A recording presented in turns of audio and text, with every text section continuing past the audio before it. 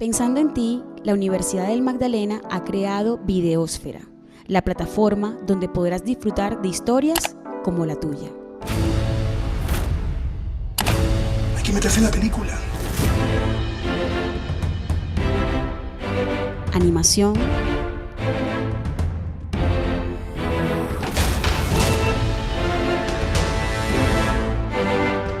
documental,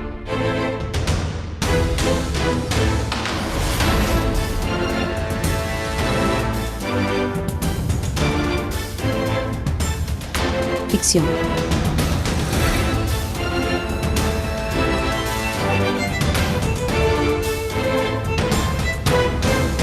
Ingresa a www.videosferas.com.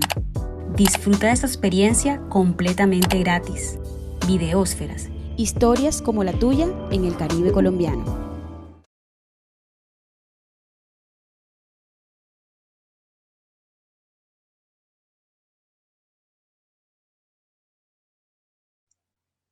Bueno, buenos días.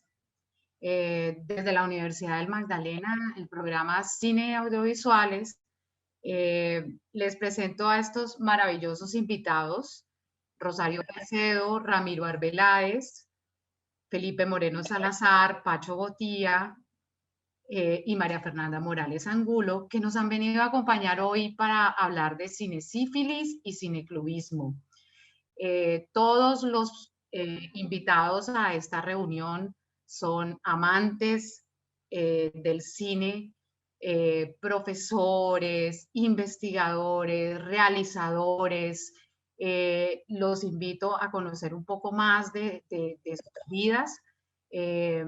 Y acá nos hemos reunido básicamente para hablar sobre el amor por el cine, sobre algo que Carlos José Mayolo definía como cinesífilis, porque el cine es tanto la enfermedad como la cura, ¿no?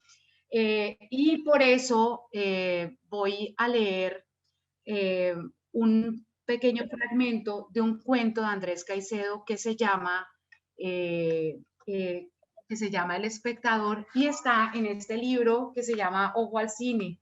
Es un libro que les recomiendo mucho a los estudiantes de cine y a cualquier persona que esté interesada en saber un poco sobre Ojo al cine, que fue la revista especializada que sacó el Cine Club de Cali, que es lo que finalmente nos convoca hoy, ¿no? El 10 de abril de 1971 empezó el Cineclub de Cali y estamos celebrando 50 años del Cineclub de Cali. Entonces yo voy a leer esto que creo yo, me arriesgo un poco a decir que tiene este personaje. Ricardito González es un personaje que se convierte evidentemente en un alter ego de Andrés Caicedo, y es algo que dice él acá y define al cinesifilítico o al cinefílico. Lo mejor es cuando comparto las alegrías de la gente al salir de una gran película, cuando pido la plata a gritos, cuando la película es mala. Eso es lo más hermoso del sábado. Puedo mirar a las parejas de novios que entran a cine cogidos de la mano, y los amo porque sé que lo más importante para ellos es todo esto. En sábado la gente está contenta y habla mucho, por eso yo puedo escuchar lo que dicen, puedo estarme cerca de los grupos de personas que hablan sobre la película y comprobar que pienso lo mismo que ellos. La gente va a cine, pero sin alegría a flor de cara. La proximidad del lunes es demasiado evidente, creo. Por eso en domingo casi no puedo saber qué tal les ha parecido la película. Pero si yo tuviera una persona amiga que le gustara el cine, las cosas serían mucho más fáciles. Sí, yendo a cine todos los días, sin importarnos que el teatro estuviera vacío, y conversaríamos después caminando por esta ciudad. sería muy bueno para mí, sobre todo en los días de entre semana, cuando no va casi nadie a los teatros. Es triste estar sentado sin nadie alrededor, pero si no voy a cine, ¿qué otra cosa me pongo a hacer? Después de todo, muchas veces un lunes he pensado en salirme del teatro cuando junto a mí no hay sino 3 o 4 personas de mirada amarga. Pero un día de estos voy a salir a la ciudad a buscar a la gente que sí le gusta el cine, a los que me encuentro todos los sábados en tal o cual teatro. Podría buscar, por ejemplo, a la muchacha esa de pelo bonito que viene con el novio, siempre sonriente. Debe saber mucho de cine, porque va casi 2 veces por semana. Buscar a una persona y decirle todo, desde la primera película hasta la última. Palabra que un día de estos voy a hacerlo. Bueno, este es el pequeño fragmento de este cuento hermosísimo de Andrés Caicedo.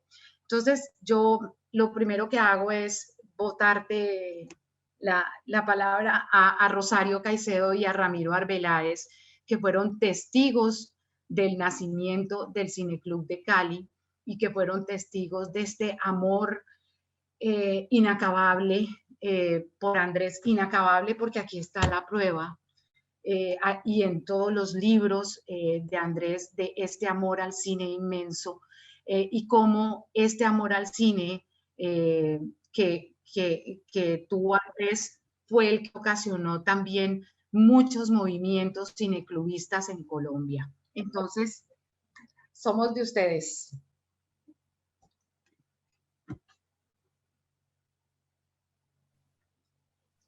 Las mujeres primero. Qué excusa, ¿no, Ramiro? Qué excusa.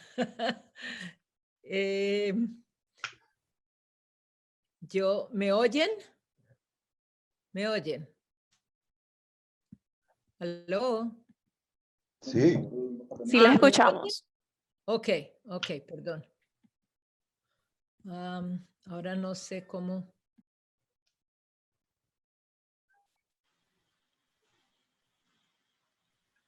Rosarito, al contrario. Sí, ya me oyen, ¿no es así? Ok. Buenos días a todos ustedes. Verdaderamente es un honor para mí poder estar aquí reunidos en estos cuadraditos, como digo yo, este planeta Zoom que nos ha dado la pandemia. Bastante aburrido en muchas cosas, pero tiene sus conveniencias en el sentido de que podemos estar cerca y vernos las caras, que nunca es lo mismo de persona a persona. Pero le agradezco profundamente a Adriana Villamizar por haber organizado este encuentro y a todos los participantes y a todas las personas que nos están oyendo.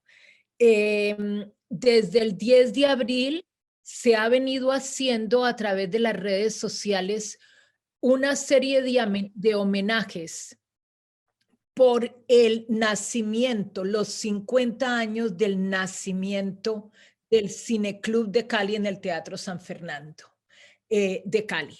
Y para todas las personas cinéfilas y también las personas caleñas, este ha sido un evento que verdaderamente merece resaltarse y merece celebrarse.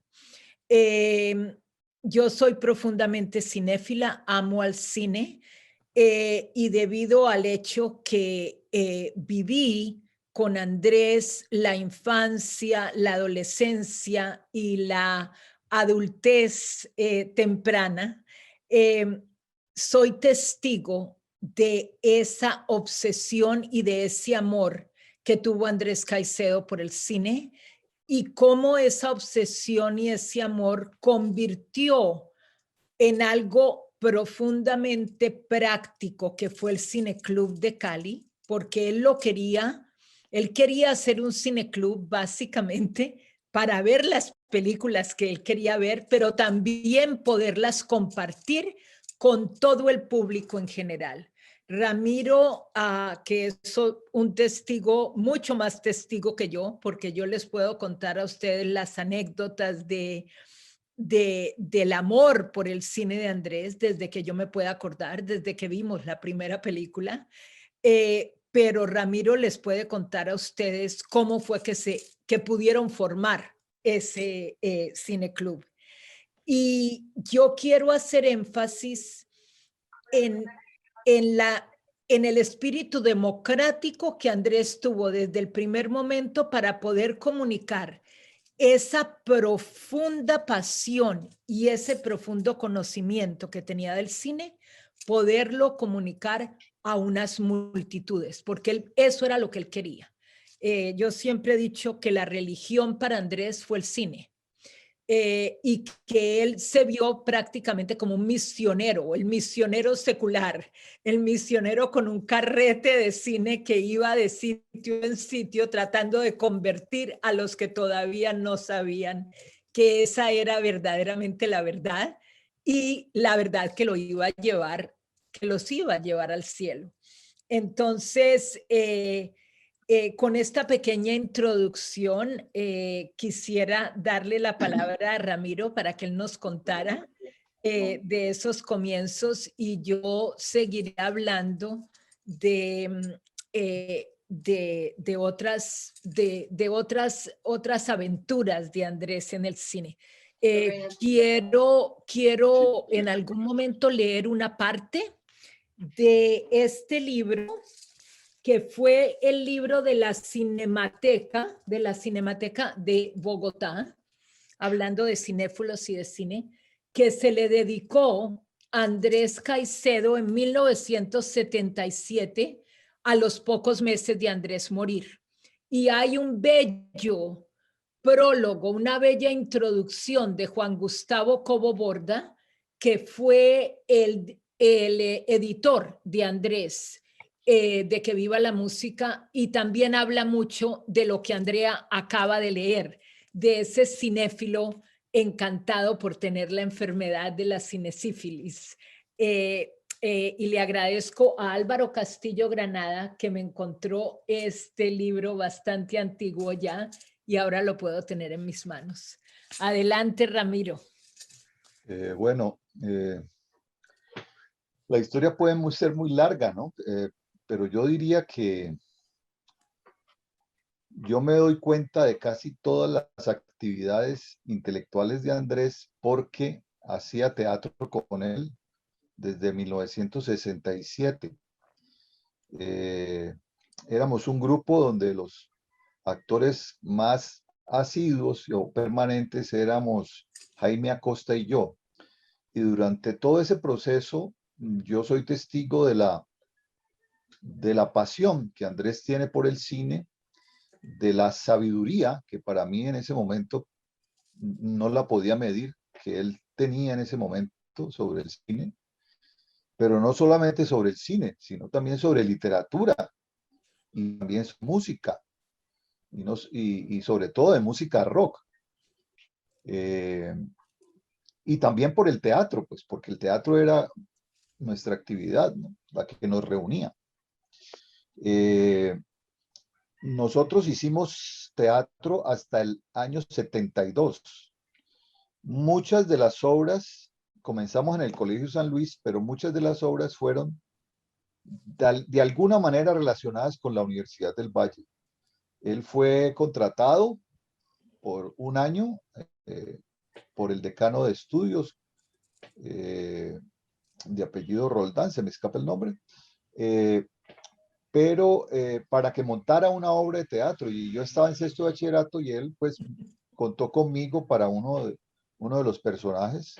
Se llamaba La Noche de los Asesinos, esa obra, y con esa obra que tuvo cierto éxito cuando la presentamos en el Teatro Municipal, y nos invitaron a Bucaramanga al primer seminario de teatro universitario, donde iba a estar pues varios grupos, digo, los directivos o los actores de varios grupos, pero solamente habían invitado como grupo de teatro para que actuara al nuestro. Y me parece que es clave eso, porque en ese momento yo creo que comenzó un acercamiento, a pesar de que ya él lo conocía, con Enrique Buenaventura del TEC. Y por eso al regreso, esto fue en el 70, perdón. En los primeros meses del 70, tal vez marzo. Al regreso, Andrés formaliza, no sé cómo, su entrada al TEC. Pero la entrada al TEC no solamente significó que él estaba cogiendo en serio el teatro, ahí hizo participó en unas obras como actor y no tartamudeaba, pero también participó como asistente de dirección de una obra de Enrique Buenaventura. Pero lo clave ahí, para iniciar el cuento del cine o del cine club, es que los del TEC, Enrique, le permitió a Andrés organizar un cineclub que se llamó Cineclub del TEC. Y entonces ese cineclub comenzó en 16 milímetros en esa salita que estaba en construcción ahí en la calle Séptima. Ellos se habían ya separado de Bellas Artes, los habían echado de Bellas Artes, creo que a raíz de la presentación de La Trampa. Y entonces habían formado toldo aparte y estaba en construcción esa salita. Pero rápidamente se pasó Andrés también a funciones en 35 milímetros en el Teatro Alameda. Y eso tuvo varios meses de vida, el Cineclub del TEC. Así se llamaba, y el folleto, que era del mismo formato luego el folleto de Ojo al Cine, no la revista, tenía también de 4 hasta 16 páginas, creo, 20, no sé. Pues ciclos armados también, ahí es clave decir que ya Andrés había entendido que lo más importante para programar, un criterio de programación sería seguir la política de los autores, que él ya había conocido y la estaba practicando. No sé, desde que leyó a Andrew Sarris, el libro Directores de Cine Americano, pero también por medio de la revista limeña Hablemos de Cine, que era de alguna manera de escritores e intelectuales calleristas que seguían a Calleru Cinema. Entonces, por esa razón,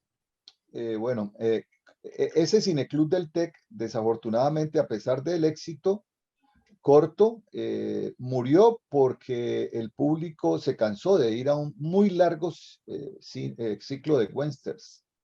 De alguna manera, esa fue una experiencia buena para saber que los cineclubes semanales no pueden abusar de más de 4 o 5 presentaciones del mismo tema o del mismo director o del mismo género, porque hay una especie de cansancio en el público, y si uno depende de la asistencia por las entradas, es preferible no hacer ciclos largos. De manera que entre que yo creo que puede ser noviembre o comienzos de diciembre, ese final del Cineclub del TEC, comienza entonces la preparación del Cineclub de Cali, que se abre en abril 10 del 71, después del histórico hecho del 26 de febrero, cuando en pleno movimiento estudiantil el ejército se toma la universidad, desaloja a unos estudiantes que se habían tomado la rectoría, y hay una refriega donde muere, por lo menos en predios muy cercanos, vecinos a la universidad, un estudiante al que le apodábamos Jalisco. Y también muere mucha gente, pues no sé, eso nunca se sabe cuántos heridos y muertos hay en todo Cali, porque todos los estudiantes y las personas que se unieron a los estudiantes hicieron manifestaciones que terminaron en el centro de Cali. Lo digo porque la Universidad del Valle estaba cerrada, a pesar de ser un sitio clave de nuestro quehacer cotidiano de teatro y de cine también. Yo creo que eso permitió que, no habiendo clases, hubiese público para colmar el Teatro San Fernando, ¿no? Que queda a 2 cuadras de la sede, que en ese momento era la única sede de la Universidad del Valle. Ya a partir del 72, los estudiantes nos pasamos, pues la Universidad del Valle se pasa a Meléndez, y la sede de San Fernando quedan solo para administración y las áreas de medicina, las áreas de la salud. Sí, entonces creo que es clave, porque yo creo que gran parte, no sé cuánto, pero por lo menos la mitad de nuestro público comenzó siendo universitaria. y ese sector del Teatro San Fernando, que es el sur de la ciudad, casi al frente del Parque Panamericano, implicaba pues que también los varios vecinos hacían parte de nuestro público, pero digamos que fuera de los estudiantes de la Universidad del Valle, otro gremio que se destacaba era el gremio de los artistas, de los intelectuales, de los profesionales jóvenes de carreras liberales. Era más compuesto por jóvenes que por gente adulta, aunque pues, digamos, o por gente de edad. Yo creo que la mayoría éramos de 30 entre 17 y 30 años, porque también iban gente de bachillerato. Estudiantes de bachillerato del sector era muy frecuente. Pero también había otra clase de público, ¿no? Las galladas, esas galladas que mantenían enfrentadas, las galladas sureñas, sobre todo la gallada del Triángulo y todo, que eran un poco, pues, contestatarias y estrafalarias, y que a algunas personas les daba miedo con solo verlos. Esos también eran asiduos asistentes del Cineclub y muy amigos de Andrés. De hecho, él hace una especie de homenaje a ese tipo de organizaciones juveniles en su primer cuento publicado, El Atravesado. Claro.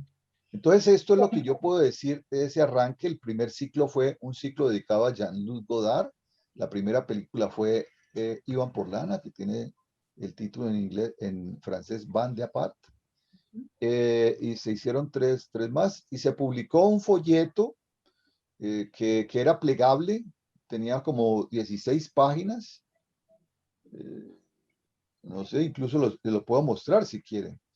Y a partir de allí hubo materiales que Andrés escribía, que Andrés también con su máquina de escribir hacía con stencils, y que lo llevaba el sábado por la mañana, después de pasarse el viernes por la tarde o por la noche escribiéndolos, los llevaba a imprimir a una imprenta que quedaba a la vuelta de Ciudad Solar. El plegable de Godard era este.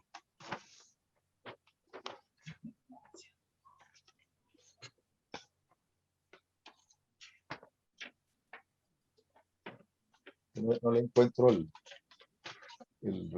bueno, era este. Está intacto, además.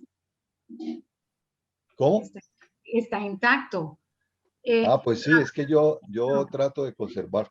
Y a partir de ahí, materiales que eran sobre todo críticas de él, bueno, la gran mayoría, donde él se ayudaba no solamente de su conocimiento, sino de las referencias que le daba a la revista Hablemos de Cine. Muchos de los primeros materiales que publicó el Cineclub o eran lecturas de Andrés de esos materiales, o era de todas maneras escritos de Isaac, de Ricardo Bedoya, de Juan M. Bulita, que reproducíamos, porque esa revista no llegaba comercialmente a Cali. Esa revista pues solamente le llegaba a muy poca gente en Colombia. Yo creo que a Andrés en Cali era el único que le llegaba. Sí. Bueno, esto es lo que puedo decir de arrancada para no tomarme la palabra. Bueno, pero una cuestión es precisamente lo que decía Rosario ahorita, y es como todo este amor al cine, él monta los cineclubes con el deseo de poder tener las películas y verlas, porque la gran mayoría de películas aún no las había visto. Pero, ¿qué estaba pasando? ¿Cómo? ¿Cómo dice Ramiro? Está apagado. Estás apagado. No, digo que no era la mayoría, pero digamos que era como un 10, 15%. Sí, claro. Pero, ¿qué estaba pasando en este momento? Y, profe, le damos la bienvenida al profesor Augusto Bernal. Qué rico que se pudo conectar. ¿Qué estaba Hola, pasando? Augusto. Hola, ¿cómo están? Estoy en otra parte. Sí, estoy viendo. ¿Qué estaba pasando en Bogotá en ese momento cuando empiezan a surgir varios cineclubes y además empiezan a prestar latas de películas o a compartirse esas latas para empezar a hacer cineclubes en Colombia y para que el cineclub realmente se convierta en un movimiento muy fuerte de la gente que quería el cine, pero no solamente cinéfilos, sino mucha gente que lo que quería era apartarse también un poco de todo ese cine que nos llegaba comercial, pero que finalmente estas películas llegaban a los teatros de barrio y ahí era que en algún momento Andrés, por ejemplo, las había visto. Pero ¿qué pasaba en Bogotá, Felipe y el profe Augusto en ese momento? El profesor Augusto, que de primera mano estuvo ahí en todo ese proceso. Claro, Por favor, claro. A él le consta todo eso. Que además coincide el mismo año, ¿no? Porque en 1971 empieza también la Cinemateca de Bogotá, pero el profesor Augusto estaba allí en el meollo de todo ese asunto, ¿no? Sí, pues gracias. Yo, ya que lo citas, yo empecé por el rock como Andrés porque era un rockero furibundo y me acuerdo que haciendo cola en el parque de los hippies encontré a Gil Charalambos, a quien es mi mentor. Me habló de Andrés Caicedo, después conocí a Diego Rojas, que me habló de Ojo al Cine, y siendo rockero, mi cineclub fue con mis amigos rockeros en mi casa, viendo el cine alemán, porque Charalambos me introdujo, me sedujo para que buscara un grupo de rock que llamaba Popol Vuh, que le hacía la música a Herzog. Yo no tenía ni idea quién era el grupo Popol Vuh ni quién era Herzog. Y a mí me golpeó esa escena de Kinski encima de la balsa con los micos, con esa música diabólica, seductora de Popol Vuh. Y terminé yendo a la Cinemateca y ahí conocí a Diego. Él me habló del cineclub que tenían los tres Diegos, Juan Diego Caicedo, Diego Rojas y Diego Hoyos en la Tadeo, en la sala de cine que después le tocó comprar a la universidad porque la gente se la pasaba en cine. Y después vine a conocer a Andrés en una dentistería. Esa es una anécdota loquísima porque estaba la revista de Ojo al Cine en la dentistería y me la robé. Entonces me sentía como el de los 400 golpes robándose las fotos de Jean-Pierre Lut. Y ahí empecé, de alguna manera esa fue como mi tesis de grado de los cineclubes, y empecé a ver en los cineclubes. Y eso era como un trashumante. Empezaba en el Arlequín con otro muchacho, ahí estaba Diego, después pasamos al de Patricia Restrepo, después uno que tenía a Jaime en la antigua Sutatensa, que era el ganadero, y terminábamos donde Hernando Salcedo, que era como el final de la tarde, y después, para los que conozcan Bogotá, en la Florida, tomando chocolate hasta las 11 de la noche hablando de las películas. Eso empezábamos a las 9 de la mañana y salga corriendo hasta las 10 de la noche. Eso era una cosa que, no sé, yo digo que como la canción de Charly García, somos los dinosaurios. Esos cineclubes se perdieron y era una pasión. Esa era la cinesífilis. Impresionante. Y algo muy interesante que decía Ramiro es que para esa época que me tocó, 70, 75, 76, empezaron a salir revistas de cine entre el 70, 80, 81, que eso era una locura. Parecía una proyección de 30, 40 revistas de cine, y había un culto por el cine y una forma de criticar y de discutir magistral. Nos respetábamos, pero como si fuéramos André Bazin y Langlois y Sadul. Todos nos respetábamos y todos nos apoyábamos. Yo sacaba Arcadia, sé cómo comunicarte. Conocí el Cineclub Primo en Pasto, conocí el Hormiguero en Medellín, en Bucaramanga, que había un cineclub. Había un cineclub en el túnel donde está el grupo literario de Fallat. Había un cineclub y un festival de cine fantástico en Cartagena. Creo que había una revista que llamaba El Búho, ahí me puede ayudar Ricardo, Ramiro, en Cali. Bueno, no, esto era una perversión, era una perversión. Y uno en Palmira. La última de esa cola fue Kinetoscopios, si podemos llamarlo así. No. Ese fue un periodo que hay que recuperar, pero ya estamos con COVID, ya no podemos recuperarlo. No, pero se puede hacer por acá. Quisiera añadir un poquito, una pequeña anécdota, porque, y esto creo que lo he hablado yo con Ramiro, porque a mí siempre me ha llamado poderosamente la curiosidad. Tengo mucha curiosidad. Primero quiero hacer un énfasis. Andrés, muchas de las películas que amaba, antes de verlas había leído sobre ellas. Es decir, yo lo he dicho mucho. Nosotros nos enamoramos del cine y Andrés también, me voy a situar en Andrés, leyendo sobre cine o leyendo sobre libros de los cuales se habían hecho películas, por ejemplo. O sea, antes de ver cine, Andrés había leído cine. Y yo recuerdo, yo hasta hace poco tenía muy buena memoria, Andrés llegar a la casa con la revista Hablemos de Cine, que yo nunca había visto. Lo recuerdo muy claramente porque la revista era en papel periódico, pues era en un papel barato. Y recuerdo que me dijo que se había encontrado esa revista, no sé si te conté esta anécdota, Ramiro, que él se había encontrado la revista Hablemos de Cine estando en la casa de unos parientes nuestros. En una finca. En Silvia, Cauca. En Silvia, Cauca, nosotros unos parientes nos habían prestado la finca de ellos para pasar unas vacaciones. Y Andrés dice que en el cuarto que a él le tocó, no me pregunten por qué, porque esos parientes no creo que hayan tenido ningún interés por el cine en la vida. No tenían cinesífilis. No tenían, no se habían, esa pandemia no pasó por esa casa. La habían robado de un centro ontológico. O a lo mejor había habido un huésped, esa es la teoría mía. Había habido un huésped allí porque ellos no eran cinecífilos, eran taurinos. Es decir, ellos... Pepe Estela. Exactamente. Ellos criaban toros de lidia, algo que Andrés odiaba con todo su corazón, pero de cine no creo que tuvieran mucho que ver.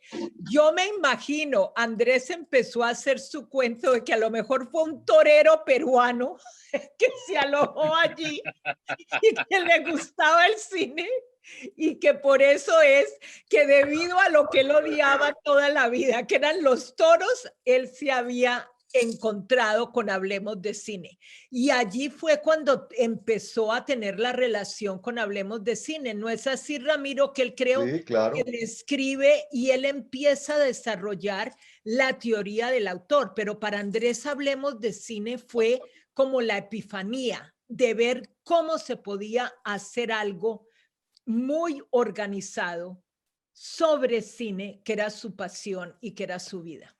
Entonces les quería decir eso. Pues yo llego a Bogotá en el año 73, ¿no? Y regreso a Barranquilla en los 80. Entonces, digamos que yo participo ante todo del movimiento cineclubista, pero en Bogotá. Y entonces es a veces, digamos, muy loco, como dice Augusto. En esa época veíamos al menos 3 películas diarias. O sea, esa era como la escuela, ¿no? Matiné, vespertina y noche todos los días. Y fines de semana de las 9 de la mañana, ¿no? Veíamos el Free Cinema en la Alianza, en el Colombo, de la Nueva Ola en la Alianza Francesa, el Cineclub de Colombia, el Padre, íbamos a ver los alemanes del nuevo cine alemán en el Instituto Goethe. Y una cosa que tocaba Rosario, y ahí ya llego a Barranquilla, es que, digamos, en los cines de barrio, que en la costa me imagino que en Cali también eran abiertos, ¿no? Eran abiertos. Y cuando llovía todo el mundo se iba atrás. O sea, atrás solamente se ponían los enamorados, ¿no? Que entonces uno los interrumpía cuando llovía, o en los segundos pisos, pero ahí presentaban a Pasolini, a Bergman, a todo el mundo. En los cines de barrio, donde iban, y el cine era muy barato, uno podía ir al cine, valía 50 centavos de dólar, como decir ahora, 1.500 pesos, 2.000 pesos. Entonces hay que tener en cuenta en Barranquilla algo. En Barranquilla comienza el primer cineclub, el Cineclub de Barranquilla, que yo conozco, y lo conozco por contacto con la esposa de Álvaro Cepeda, se inicia el Cineclub de Barranquilla, yo creo que por ahí a finales de los 60, ¿no? Pero era como no un cineclub como, digamos, como se organiza en Cali, sino era como una reunión del centro artístico. Era como de intelectuales, ¿no? Que iban al cine y que Álvaro dirigía o organizaba. Pero el centro artístico organizaba el Cineclub de Barranquilla. Este Cineclub de Barranquilla siguió, ¿no? Yo cuando regresé a Barranquilla en los años 80 existía y lo dirigía Braulio de Castro, ¿no? Braulio de Castro y a veces los estudiantes... Perdón, y de pronto Rafael Quintero. Sí, Rafael Iglesias. Sí, y Rafael Quintero. Entonces, hay que tener en cuenta que esos cineclubes no tenían subsidio, esos cineclubes funcionaban como una actividad comercial. Y para entrar uno a ver una película en esos cineclubes, en mediados de los 70, 80, tú tenías que llegar temprano y hacer unas colas inmensas. Y la gente se quedaba afuera y había lío y había tropezones, llegaba la policía y todo. Esa era la actividad, me imagino que en Cali era algo parecido. Y en Barranquilla existían, digamos, a final de los 70, inicio de los 80, como 3 o 4 cineclubes del mismo calibre. Sala Bohemia, el Cineclub de Barranquilla. Existía, me acuerdo que yo me vi todas las películas de René Clair ya cuando volví, en el Cineclub de la Alianza Francesa, como existía en Bogotá y en Cartagena. El Colombo también en Barranquilla tenía un cineclub y eran, como yo digo, eran actividades comerciales. Quienes organizaban esos cineclubes vivían de esos cineclubes y vivían muy bien, ¿no? Vivían muy bien. Entonces, lo que sucedió, digamos, en Barranquilla, y al igual que en Bogotá, como no habían escuelas, digamos, los que habían ido a escuelas así era Poncho, de pronto Camila, Luis Alfredo Sánchez, Norden, 3 o 4 que ya sabíamos quiénes eran. Los demás teníamos que aprender el cine, era mirándolo. Y lo que dice Rosario es muy acertado. Digamos, muchos de nuestros compañeros de cine, donde estaba Augusto y estaban otros directores en Barranquilla, leíamos, digamos, yo leí algunos guiones de Bergman, pero nunca había visto las películas. ¿Sí? Uno sabía más de las películas por lo que había leído que por lo que había visto, porque las películas para verlas había que esperar un ciclo que llegara de Checoslovaquia, de la embajada soviética, era de la Unión Soviética, que traía las películas de Bertov. Ya uno había leído Bertov, pero no había visto nada, porque cómo las iba a ver si eran en 35 milímetros y solamente llegaban y había 1 o 2 presentaciones. Eso es una cosa que ahora a los estudiantes de cine no les cabe en la cabeza. Y por eso la cinesífilis de esa época era una cosa que se sufría mucho. Ahora digamos, uno puede contentarse consiguiendo la película y ahí le empieza otra vez la angustia de ver otra, pero en esa época era muy difícil la cinesífilis. Sí, muy difícil verla. Entonces, si tú querías ver la muestra de cine de Eisenstein que traía la Cinemateca y que llegaba acá a Barranquilla por otros caminos, o también por diferentes cineclubes, era complicado porque tú tenías que irte temprano a hacer la cola y eso era el coge-coge, como dicen uno ahí. O sea, ver una película era una hazaña, ¿no? Entonces, ahora tú llegas a YouTube y accedes y a veces los estudiantes no se les dificulta, sino que como que esa carencia crea como una necesidad, como un culto, era como un culto. Y ir allá y uno mirar, ver, digamos, Viva México, algo que uno había oído hablar, pero esos fragmentos de Viva México uno nunca los había visto, ¿no? Entonces, ya después en Barranquilla, por eso digo yo comienzo como con Álvaro Cepeda, después vienen estos cineclubes, y la Alianza Francesa y el Colombo tenían cineclubes también. Y otra cosa que hay que nombrar, y veo al profesor Mauricio García aquí, eran los cineclubes de las universidades en Bogotá y en Barranquilla. Yo estuve en el cineclub de la Universidad de los Andes, ahí conocí a Mauricio García, y uno veía las películas en los años 70, en mitad de los 70, mucho en sindicatos. O sea, yo me acuerdo que yo vi La sangre del cóndor, las películas de La hora de los hornos, uno lo veía en sindicatos, ¿no?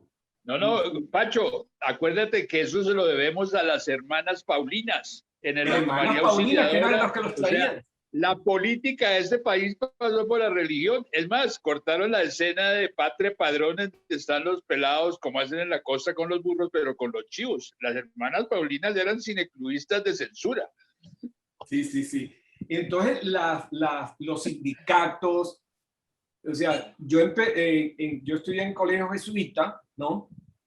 Y en primero bachillerato, yo me acuerdo que ahí había clases de cine.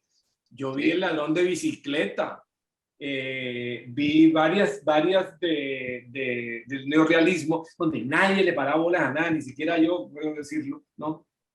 Pero había clases de cine en el colegio jesuita. Sí. Estoy hablando de unos años. Entonces, lo que pasa es que los cineclubes estaban en todos lados, como dices tú, sí. Estaban en los sindicatos. Creo que la Contraloría, ¿cómo era? La Contraloría tenía un cineclub que lo dirigía Jaime Acosta, creo, ¿no? Era el del Banco Ganadero, que sacaba Jaime Acosta un folleto como los que sacaba Andrés. Sí. Entonces los bancos tenían, las universidades,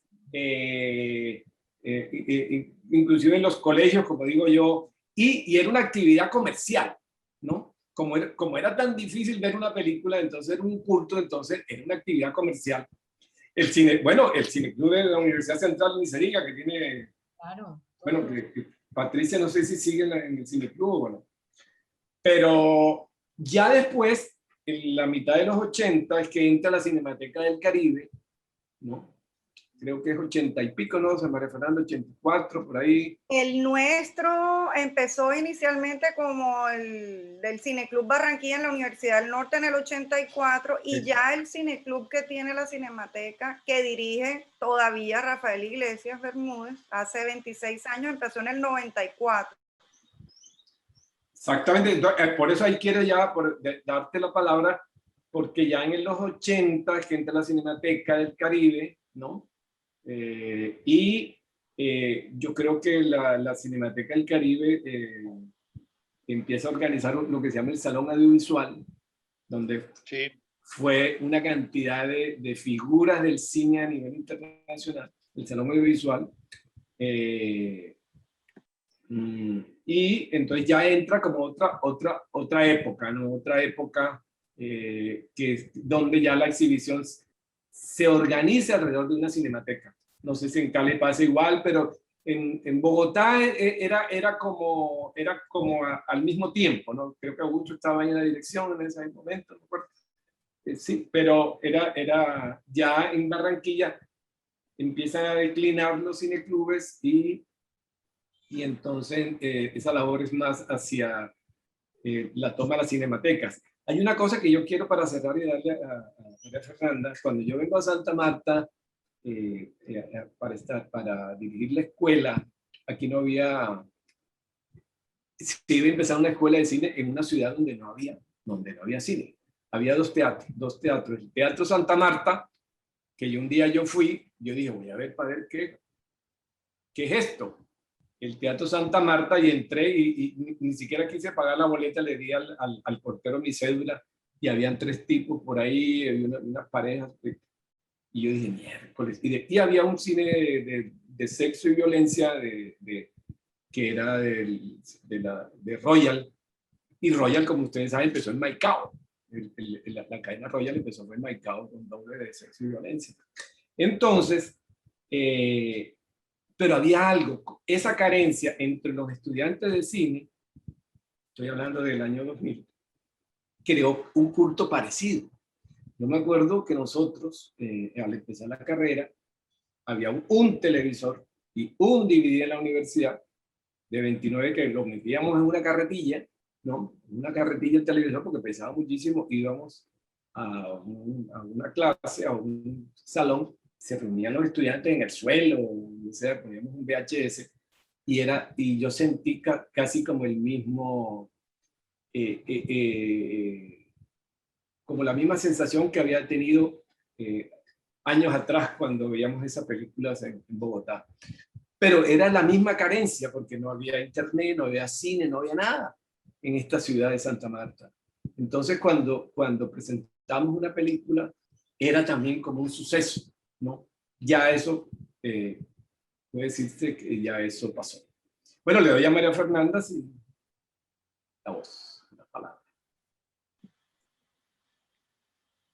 Hola, buenos días a todos. Como decía Pacho, sí, efectivamente, yo no sé si soy la más chiquita de todos, pero sí les puedo contar como desde los años 80, 84, que fue cuando empezó el Cineclub Barranquilla, que después se volvió el Cineclub Cayena de la Universidad del Norte. Ahí el tema era más de formación como interdisciplinaria, ¿no, Pacho? Porque ellos atendían o atienden, siguen atendiendo públicos de todas las carreras de la universidad e inclusive ahora, antes de la pandemia, estaba abierto al público en general. Luego, de ahí empezó el Cineclub, ya años más tarde, el de la Cinemateca del Caribe, que es el que dirige Rafael Iglesias, y que siempre ha mantenido como su espíritu de gratuidad. Como dices tú, al principio no cabía la gente porque, bueno, no existía el internet, generalmente los ciclos que se programaban eran ciclos de clásicos a los que la gente no tenía acceso fácilmente. Ahora con todo este tema de la virtualidad, si bien se ha traspasado de alguna manera la frontera de distintos públicos, también hay otro tipo de materiales y otro tipo de ciclos. Ya no son tanto clásicos, sino más bien como más ciclos de autores o de géneros.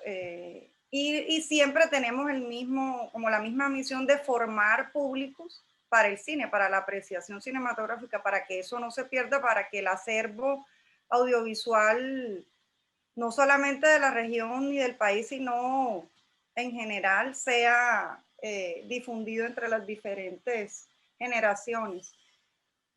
Aquí en la ciudad, en Barranquilla, curiosamente hay cerca de 10, 11 cineclubes, si no estoy mal. Permanece el de la Cinemateca, el de la Universidad del Norte está, si metemos el de Puerto Colombia, serían creo que 11. Está el de la Universidad, el de la Aduana, el Cineclub de la Aduana. Está el de Nueva Acrópolis. Está el Cineclub de la Alianza Francesa, que es muy enfocado a películas, obviamente francesas, porque el interés de la universidad es precisamente, la Alianza es precisamente difundir esa cultura, el cine francés. Está el del Colombo.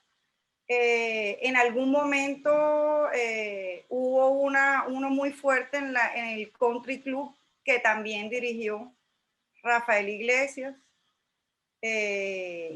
Está también, bueno, el de la Aduana, que ya les dije, y todos están más o menos enfocados hacia lo mismo, a mostrar clásicos, a hacer ciclos de ciudades, por disciplinas, por autores o géneros, para ir agrupando diferentes intereses. Pero sin duda para mí, creo yo que a pesar de todo el tema del internet y de lo fácil que puede resultar ahora verse una película, la experiencia de un espacio académico de discusión y de fortalecimiento de de competencias que se tienen en un cineclub no tiene comparación a verte la película por internet. Más allá de leerte todas las críticas que existen, el tener esa interacción con un experto, curador y con otras personas que manifiestan su opinión contraria o no a la tuya, enriquece sin duda todo ese conocimiento y toda esa formación para el audiovisual. Bueno, precisamente María Fernanda me das el pie para el otro tema del que vamos a hablar hoy, y es, bueno, una cosa es uno traer las películas y hacer como tener toda esta odisea que tenían los cinecluberos en esta época, pero algo que es muy importante es precisamente este énfasis y esta necesidad de formar el público y de enseñarle a ese público. Miren, hay una cuestión en el documental de Luis, en Todo comenzó por el fin, del que el fragmento del que se habla siempre se toma otra cosa muy diferente para hablar de este fragmento, pero a mí lo que me interesa ahora es hablar de, hay un momento donde Andrés se aparta un poco, tanto de Ramiro como de Luis, y se concentra mucho en esa necesidad que tenía él de dejar un legado, y no solamente un legado escrito, sino un legado como un formador de público, un formador de unos adolescentes que apenas estaban descubriendo el cine, y que él, como contaba Ramiro, el día anterior se iba a no solamente escribir estos stencils, y con un juicio y con una disciplina grandísima, en la que contaba toda la autoría precisamente del realizador de esta película, las otras películas que había hecho, y además prometía unos ciclos de este autor. Pero también está pues todo esto que hemos visto, que fue recopilado, y que además en Ojo al Cine hay reseñas que no están, pero están en las cartas. Entonces, aquí yo quisiera que habláramos primero con Rosario y con Ramiro sobre esta necesidad que había en un hombre como Andrés Caicedo de poder entender, como dice Mayolo también ahí en ese fragmento, que él ya había entendido que su inteligencia sobrepasaba la de muchos otros, y que ya al no saber qué tanto hacer con toda esa inteligencia que tenía, entonces todo lo anotaba, todo lo compartía, y esa sabiduría que él tenía la quería realmente dársela a los chicos. Entonces, a mí me parece muy bello esto, porque una cosa es que yo sepa todo de cine y otra cosa es que sea capaz de compartir esta sabiduría no solamente con mis estudiantes, como muchos de los que estamos aquí, sino evidentemente con todo el que por primera vez se asombra ante la pantalla. Entonces, les doy la voz a ustedes dos primero, y luego me gustaría que pasáramos por Bogotá y por la costa, no importa en qué orden. Voy aquí a dar una pequeña anécdota histórica, ya que muchos de ustedes, me parece fascinante oír de una generación, de la generación mía o cercana a mi edad. Yo tengo 70 años, nací en 1950. Es muy interesante oír a gente que se acuerda de lo que fue ese conocimiento y ese amor por el cine en una época, como dice Ramiro, en que era bastante difícil y bastante aterrador lo que eran las cinesífiles. Y alguien mencionó a las hermanitas Paulinas. Las hermanitas Paulinas en Cali, Ramiro, tú me puedes decir, pero yo recuerdo a Andrés diciendo que uno podía conseguir muchas y esto se ve en las cartas, películas de 16 milímetros a través de las hermanitas Paulinas.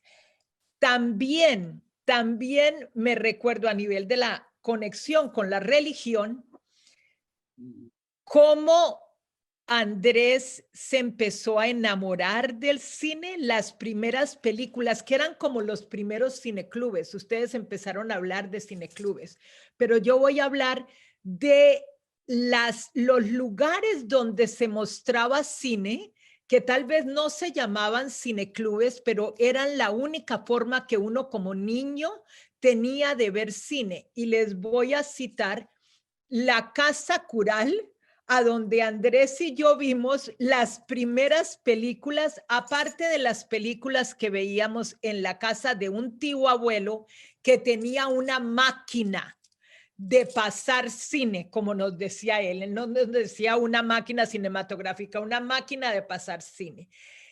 Las películas, las primeras películas, como se llamaba en esa época, del oeste, que vimos Andrés y yo, la vimos pasando nuestra casa de Santa Mónica, el barrio nuevo a donde nosotros crecimos, hasta que yo tenía 10 años y Andrés 9, todos los sábados los padres eudistas mostraban películas en lo que describe Pacho, en un patio abierto y en una pared blanca donde se mostraban películas y donde ellos ponían su censura. Cuando el vaquero iba a besar a la novia o algo, siempre se veía una mano para que uno no pudiera ver eso. O sea, de que a mí eso me parece desde el punto de vista de la cronología folclórica algo bello. Esos fueron como los primeros cineclubes de Andrés. Por alguna razón, este padre eudista tenía un amor hacia las películas del oeste. Y entonces yo pienso que así fue como Andrés se enamoró de las películas del oeste y como Andrés se enamoró. Yo siempre he pensado que la primera película tal vez que yo recuerdo que Andrés y yo vimos y estábamos muy chiquitos porque yo no sabía leer, fue una película de Hitchcock que a lo mejor la alquiló mi tío abuelo sin saber qué era y mi papá no las estaba explicando y traduciendo. Entonces esos eran como unos sitios de cine por aparte. Lo que yo quiero decir, Adriana, tú citas a Andrés como una persona que conocía y sabía mucho, que su conocimiento del cine era profundamente inmenso. Él lo sabía, él sabía eso, pero no era que se vanagloriara de eso, yo pienso, en ningún momento. Andrés era muy consciente de lo que él sabía y de lo que él no sabía, pero también era muy consciente de sus limitaciones. Y yo pienso que él era también muy consciente que para él poderse comunicar mejor con la audiencia, por eso empezó a escribir. Tenía que escribir. Él no podía hablar muy bien, entonces tenía que escribir. Perdóname que te iba a interrumpir en una cosa, y es, volviendo a la cinesífilis, evidentemente estaba totalmente contaminado de ese virus y lo que quería era propagarlo por todo lado. Exactamente. Este era un afán de, yo sé esto, lo amo, ¿por qué no lo voy a compartir, no? Exacto. Y así los folletos de pronto fueran botados después, no leídos, lo que fuera, él de todas maneras estaba haciendo un legado de esto que había. Y no solamente eso, yo no sé si tú te recuerdas, Ramiro, pero él empieza a hacer un pequeño álbum. Yo tengo apartes de ese álbum, como recortes de periódico, de lo que más se encuentra en el álbum de Andrés de recortes de periódico son las críticas de cine que le publicaban a él en los periódicos. Él era de lo que él se sentía profundamente orgulloso. Ramiro lo ha mencionado y yo lo he mencionado, yo lo menciono mucho. Andrés me dijo a mí una vez, yo le fui infiel al teatro con el cine y nunca volvía de nuevo a la casa del teatro. Y yo pienso que así es como él vio esa pasión que él sentía por el cine. Él era muy consciente de que él en esa época iba a poder saber todo lo que se hacía de cine. El cine era un arte muy nuevo, muy joven, en la época en que Andrés estaba escribiendo sobre él. Entonces, eso era lo que quería decir. Ramiro. Sí, yo solamente quiero enfatizar que esa pasión que él sentía por el cine, que lo hacía devorar todo lo que tenía que ver con el cine, en términos de leer todo lo que podía sobre cine, pero sobre todo de ver. Esa pasión, esa cinesífilis solamente se puede saciar en el momento que estás en una película, que estás frente a una película. Ahí es realmente donde se sacia esa pasión. Pero enfatizar en el hecho de que él quería compartir con sus amigos o con el público y con el público en general es eso que él sentía que era tan agradable de ver, no porque todo el tiempo se esté riendo, en algunas cosas se podía llorar, pero también eso lo quería compartir. Entonces, pero no era tampoco una especie de conciencia que él tenía de hacer una labor social. No. Eso de pronto podía habérsele surgido tiempo después, ¿no? En una reflexión, pues lo que realmente estamos haciendo aquí es una especie de labor social, que es este programa de traer a la gente para que todos los sábados nos reunamos aquí juntos y disfrutemos o suframos esta película que hay para ver. Y luego el momento de reflexión es que podía leer el espectador que iba una información y unos elementos críticos que manifestaban la opinión que él tenía sobre la película que se acababan de ver. O simplemente lo hacía el siguiente sábado. Y así como él se preocupó por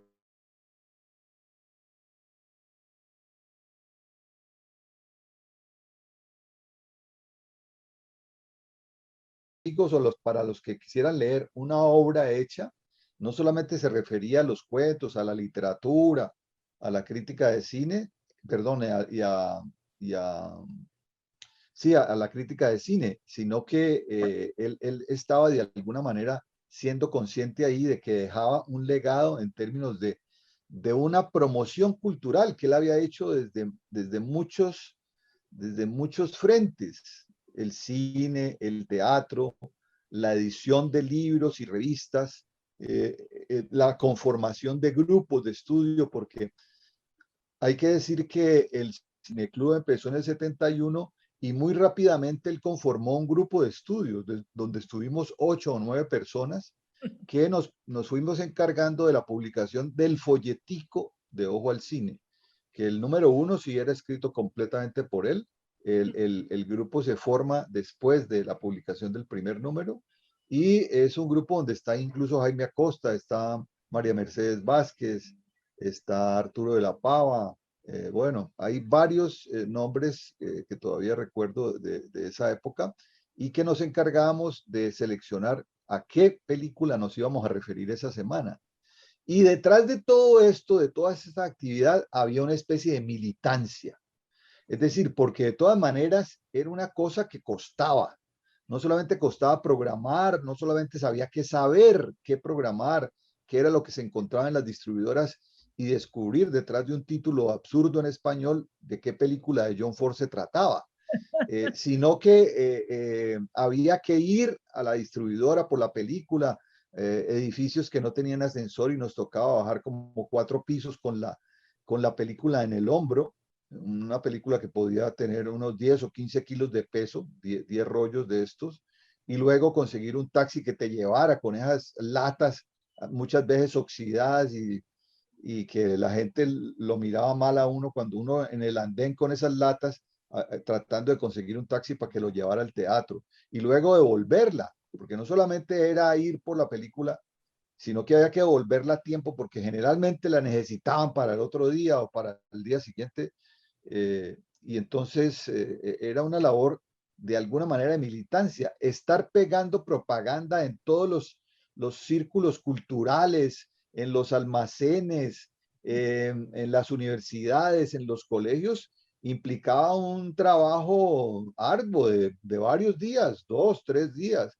encargado de eso. Luego ir por el material, pues hacerlo, reproducir en el stencil y ir corriendo al teatro antes de que empiece la película para no perder el momento en que se le entrega al espectador que entra su material para que lo pueda leer mientras oye salsa o Rolling Stones. Yo por eso siempre una metáfora, la militancia que describe aquí Ramiro, de esos cineclubes donde verdaderamente la gente sudaba, literalmente, sudaba para poder presentar una película, sudaba intelectualmente, sudaba físicamente. La metáfora de ser misioneros de un mensaje es muy apropiada, porque verdaderamente Andrés tenía el concepto, o al menos para él, que el cine fue su salvación. Emocionalmente, para Andrés, vivió 25 años porque estaba viendo cine y porque estaba escribiendo y leyendo y todo lo demás, pero el cine se convirtió en su corazón emocional. Por lo tanto, él también quería comunicar eso a las personas con las que él se sentía o muy cercanos o como buen artista a las personas que no conocía, pero que se comunicaba a través de las palabras. Claro. Bueno, démosle ahora la palabra al profe Felipe Moreno, que precisamente en este momento está dedicado a hacer una memoria sobre todo el trabajo del espejo. Profe, cuéntenos por qué esta necesidad de que el cineclub no muera y además no solamente que no muera, sino que no se muera todo este amor que uno puede tener por el cine y la necesidad de compartir ese amor y usar cualquier medio que se pueda usar para que el cineclub permanezca y para que haya todavía estas reverencias por sentarse en una sala, así sea la sala de la casa de uno, para ver una película. Sí, muchas gracias. Es increíble, ¿no? Todo es un placer escuchar a todas las invitadas, los invitados. Yo estoy aquí aprendiendo y sintiendo alegría. Yo creo que las posibilidades psicológicas del cine son tremendas porque uno siempre espera más. O sea, a mí me da miedo ver una muy buena película porque ya me puedo enganchar a ver otra y otra y otra. Cuando las películas son buenas, uno no se cansa y encuentra unas repercusiones como psicológicas, emotivas tan fuertes que lo unen a una con el resto de los seres humanos, ¿no? Yo creo que de alguna manera el cine se vuelve como una forma de comunicación con los otros, con lo otro, con lo diverso, y ahí pues entiendo todo el trabajo que desarrollaron todos ustedes y el señor Andrés Caicedo, súper poderoso en ese sentido. Yo extraño mucho, por ejemplo, las charlas con el profesor Pacho después de nuestras reuniones los lunes, cuando hablamos del cine que se está viendo con usted, Adriana, no, me vi esto, me vi eso. Eso realmente nutre como la vida de uno y le da otra dimensión, o sea, el arte llena de espiritualidad la vida, por eso es que dialoga mucho con lo religioso, y Martínez Scorsese lo va a decir, Andrei Tarkovsky también, Lucrecia Martel recientemente también va a resaltar como esas posibilidades espirituales. Yo tengo una amiga que me decía, usted no medita, pero usted con todas esas películas que se ve es como si meditara, tranquilo, usted logra ahí calmarse y arreglar como sus ideas con todas esas películas, y es muy bello. Yo decir que he aprendido de sus mercedes, o sea, del profesor Augusto, yo he aprendido, él tenía su cineclub en Black María, presentaba en cine, yo fui allá con el profesor Diego Rojas, él me mostró una vez un listado de películas que Andrés Caicedo le había hecho a mano, porque él como que hacía eso también con una memoria increíble, cogía un papel y venga, 50 películas que te recomiendo, y don Diego Rojas guarda ese listado como, mire, eso me recomendó a mí Andrés, y algunas cosas ellos programaron en Bogotá, así como estaban los Diegos, estaban los Hernandos, ¿no? El Hernando Salcedo Silva, que es un padre que además era cura, que ayudó a hacer la Fundación Patrimonio Fílmico Colombiano, ese edificio que quedaba en San Victorino, que creo que sigue siendo de ellos, que uno se iba ya a una gran sala a ver películas, se las ponían a veces en 35, yo estuve allá muchas veces. A él no lo conocía don Hernando Salcedo Silva, pero sí conocía a don Hernando Martínez Pardo, que también hizo su historia de cine colombiano, solo a veces con las reseñas de prensa de muchas de sus películas, porque no las pudo ver mucho del cine colombiano que él reseña en su importante historia. Y yo fui al Cineclub con él en la Universidad Nacional, en Cinemanía, y bueno, todo ese movimiento que digamos somos nosotros herederos, se ha continuado de alguna manera, ¿no? El Cineclub El Muro es algo muy importante en Bogotá. Ellos pusieron en 35 todo Andrei Tarkovsky, trabajaban en el Instituto León Tolstoy, tenían el apoyo de la Embajada Rusa para eso. El Cineclub de la Universidad Central, el del Mambo de los Acevedo, donde estaba Rito Alberto y Jorge Mario Durán. La Cinemateca Distrital Obvio también se mueve mucho.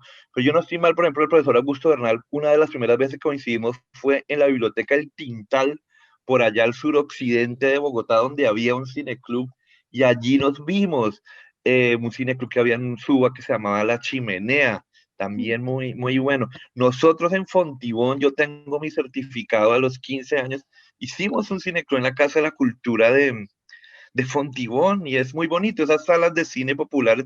Yo me acuerdo que esas salas a veces pasaban ratones por abajo mientras uno estaba viendo la película, pero pues otro tipo de programación llegaba y hay como una cinefilia popular que es muy bella, que de pronto esto también ahorita tal vez es más difícil, ¿no? Y el ver las películas en la pantalla gigante yo sí creo que es importantísimo. Nosotros, digamos, hemos mutado con todo eso. Nosotros empezamos también en la Conrad Lorenz, donde yo estudié psicología, un cineclub que se llamó Cinemaniasis Club. Y ahí fuimos a Cartagena y conocimos al grande Jorge García Busta, que es un señor poeta increíble que lideraba el movimiento de cineclubes desde Cartagena de una manera muy bella, un gran ser humano. Uno llegaba después de esas 30 horas, 24 horas en bus, y él lo atendía, le daba su tinto, le daba su cerveza, como una importancia que se le daba tal vez antes en estos grandes eventos a esa labor, digamos, popular de cineclub de formación. Y el Espejo, digamos, sí ha recogido todo eso y se hizo en el programa de tele en Canal Capital, haciendo básicamente lo mismo. Nosotros, cuanto estreno de película había, íbamos allá, entrevistábamos al director, los cortos que se movían, las actividades que hacían, y a través del canal los volvimos, sí, unos formadores de públicos. También poníamos muchos cortos, de esa manera se hacía una labor de cineclub al exhibir y tal, pero claro, yo sí no tengo talento para escribir, ¿no?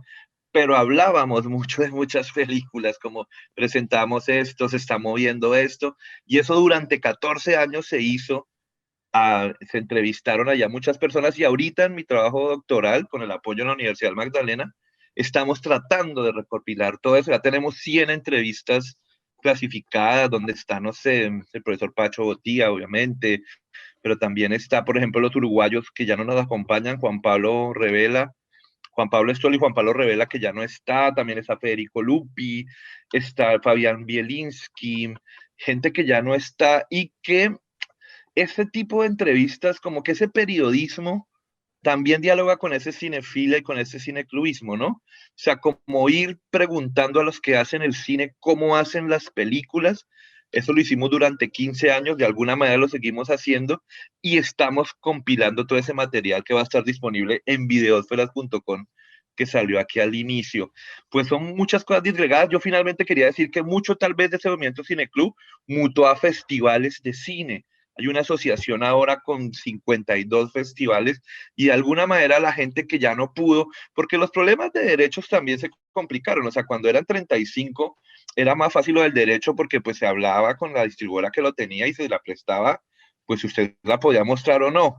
Y entonces, claro, con la digitalización de todo el cine, lo de los derechos es un complique, aunque existe una cosa en la ley que si es privado, permite hacerlo, si es para educación, pero claro, encontraron mucha reticencia ciertos cineclubes para seguir programando legalmente. Yo me acuerdo que uno de los últimos fue el Cineclub Godard, que manejaban en la Universidad de Caldas, Luisa Fernanda Ramírez y Anarce. Yo los jueves me iba con la película en 35 en bus para ponerla el viernes en en Manizales. Me acuerdo también de cargar una película, Sumas y Restas, de don Víctor Gaviria, para ponerla en Costa Rica, cargando yo esa cosa, como decía el profesor Ramiro. Y esa digitalización en cuestión de los derechos hizo que muchos cineclubes se volvieran festivales para poder así, digamos, manejar más fácil la cuestión de los derechos. También quiero recordar aquí a Nicolás Román de Cartagena, que es un gran ser humano que me enseñó a mí muchísimo, que vivió ahora en Marsella precisamente con una señora que era la que manejaba el centro colombo-francés en Cartagena. Ellos se enamoraron por el trabajo del cineclub de Nicolás, que era increíble, y él vive ahora en Marsella y él hace un cineclub en Marsella. Yo lo he visto a él en su acento francés costeño, con 20 personas presentando películas en Marsella, es increíble. Y en Bogotá ahorita hay una movida, hay una asociación de cineclubes, ahí está Marcela con La Imagen Viajera, que es un cineclub que funciona en las 6 manos en Bogotá, y hay mucha movida en Bogotá, o sea, nada que hacer, es una ciudad cinéfila, y de pronto la Cinemateca no da abasto para tanta cosa que hay, pero pues la Cinemateca, obvio, es súper importante.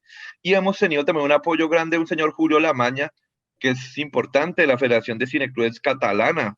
Precisamente don Luis Vicens también era catalán, ¿no? Yo estoy haciendo el doctorado en Barcelona, y hay como esa influencia catalana en el cine colombiano muy interesante, y eso se mantiene con ese señor Julio Lamaña, que hoy sigue ayudando a los cineclubes de Bogotá. Eso para decir, y finalizar diciendo que la influencia costeña en Bogotá también fue muy importante. O sea, el señor Jorge Nieto, el señor Valencia Gockel, ese apellido, que ellos también apoyaron muchísimo la formación y la distribución. Y hay otra variable, hay otra persona caribe muy importante también, que ahorita se me escapa el nombre, que en Bogotá esa influencia, digamos, de las otras ciudades caleñas, de la costa caribe, también ayudó a consolidar todo ese movimiento cineclubista de Bogotá. Eso, muchas gracias. No. Tienen la palabra la costa precisamente, y yo quisiera de pronto acentuar un poco en algo que leí que dijiste, María Fernanda, y es la importancia del cine como un transformador de la vida de la gente. Tú has tenido experiencias muy hermosas de llevar el cine a lugares donde así uno diga, pero ¿cómo así? Pero lugares donde nadie había visto cine. Entonces, esa experiencia de verle la cara a estos niños, de verle la cara a señoras ya muy grandes que nunca fueron al cine, ¿qué pasa con esto desde la Cinemateca en tu trabajo? Y lo mismo Pacho, cuando nos comentaba ahorita, cuando empezó el programa de cine y audiovisuales, cómo evidentemente tuvo que llegar ese momento en que se iban recogiendo películas y se iban recogiendo como lugares para poder proyectar cines mientras llegaba el cine acá, porque además fue bastante tardío, ¿no? Sí, hay dos, A ver. yo creo que hay dos, hay dos momentos, digo yo, que son dos personajes en el cine que yo tuve una experiencia. Por un lado, cuando yo volví a Barranquilla, conocí a la esposa de Álvaro Cepeda Zamudio, y digamos una de las cosas que me retuvo a mí en Barranquilla, porque yo había terminado mi carrera en Bogotá, era que en la casa de Tita, en la casa de Álvaro, había ella tenía un cuarto lleno de películas, era en VHS, ¿no? Entonces, pero lleno por todos lados había películas que su hija se lo mandaba. Ya Álvaro había fallecido, Álvaro falleció en el año 72. Y entonces, digamos que ese era, pero era una videoteca, porque ya era en VHS privada, digamos. Y otro personaje que yo creo que es muy importante tenerlo en cuenta, y lo ha mencionado el profesor Gaviria, era un italiano que se llama Francesco Gesualdi. Francesco Gesualdi, que ya falleció, yo me acuerdo cuando vine a la escuela, yo decía, ¿y dónde vamos a conseguir las películas? Y Francesco Gesualdi tenía en su casa en Taganga, ya no era un cuarto, era una casa llena de estantes de películas donde había todo el cine. O sea, esta escuela se pudo hacer en parte porque Francesco suministraba las películas. Él tenía una tienda que se llama Video Macondo y tenía una particularidad. Cuando yo llegaba, digamos, a conversar con él y hablamos de alguna película de Antonioni que a él le fascinaba. A él le fascinaba Antonioni y llegaba una persona a pedir Terminator, ¿no? Y él no le paraba bolas al cliente y le decía que para qué iba a ver esa película. O sea, él tenía una videoteca, ese era su negocio, pero él le interesaba era otro tipo de cine y entonces desalentaba a la gente a ver las películas comerciales, Francesco.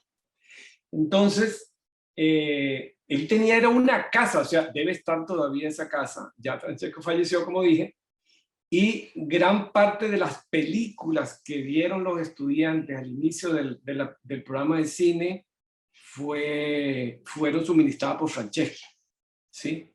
Yo creo que en ese momento, estoy hablando del año 2003, yo creo que en ese momento en Colombia no había una videoteca más completa que la de Francesco, ¿sí?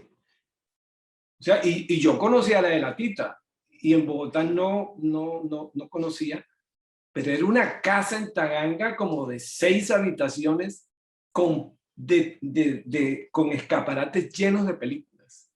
Entonces, digamos, eso es un personaje desconocido que aportó, digamos, a la educación audiovisual, ya volviendo al tema de la formación y de la educación, que María Fernanda ya nos va a completar en otro periodo, ¿no? Yo estoy tratando de llegar como al periodo, como completar ese periodo y dejarle a María Fernanda ya estos momentos ya más recientes, que son personajes que hicieron parte